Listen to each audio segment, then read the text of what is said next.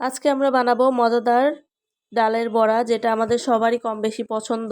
এই যে এখানে হচ্ছে তেওড়ার ডাল নিয়েছি আমি 1 কাপ মতো, আর হাফ কাপ মতো নিয়েছি মসুরের ডাল। এখন আমি এই দুইটা ডালকে আধা ঘন্টার জন্য ভিজিয়ে রেখে দেব।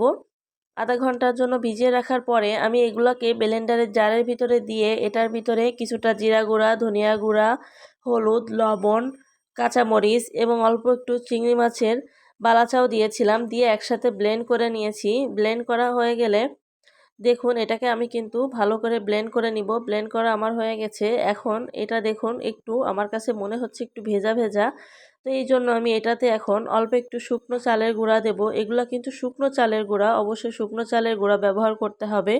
এখন শুকনো চালের গুঁড়া দিয়ে আমি এটাকে আবার সুন্দর করে মেখে নিয়েছি, নিয়ে এখন এটাকে আমি ভেজে নিব। দেখুন ছোট ছোট করে ভেজে নিয়েছি। তৈরি হয়ে গেল মজাদার চিংড়ি মাছ এবং ডাল দিয়ে বড়া, যেটা খেতে কিন্তু দুর্দান্ত মজার হয়েছিল, যেটা ভিতর থেকে নরম এবং উপর থেকে ক্রিস্পি। ভালো থাকবেন সবাই, আল্লাহ হাফেজ।